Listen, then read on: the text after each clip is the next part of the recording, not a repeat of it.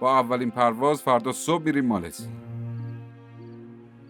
چرا فردا؟ اگه اینطوری یهویی بخوایم بریم خب خیلی درست نیست. مامان و بابا ناراحت میشن. فرح و عرفان هم همینطور. خیلی نگرانشی ها؟ نگران عرفانی. منظورت چیه؟ شما دوتا خیلی صمیمی اینا؟ خیلی همو دوست داری. آره دوستیم. که چی؟ پس میرفتی با اون ازدواج میکردی؟ به عشقت میرسیدی؟ چرا با من ازدواج کردی؟ فقط تو وسایلتو جمع کن. من با تو هیچ جایی نمیام.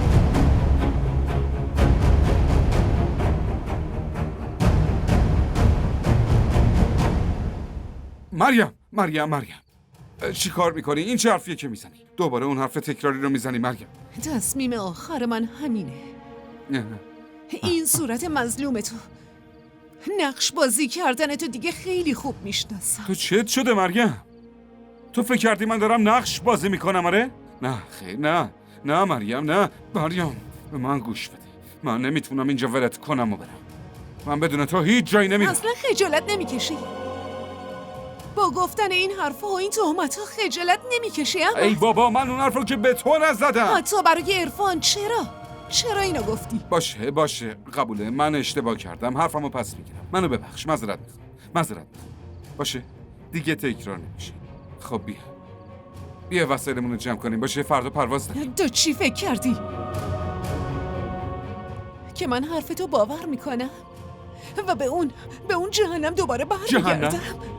تو به اونجا میگی جهنم؟ اونجا خونه من و خونه ماست.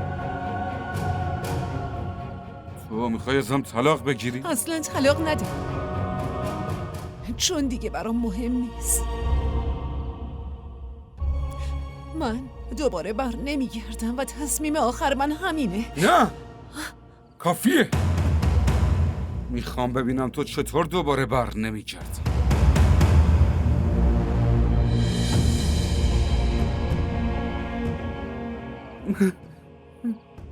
مریم پیشت التماس میکنم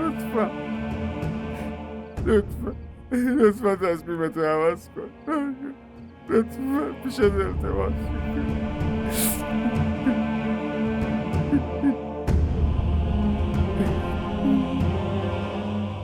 اینجا چه خبره؟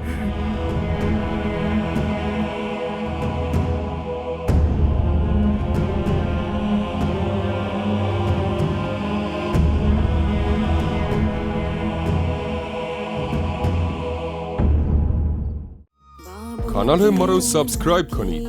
حمایت شما به ما روحیه میده.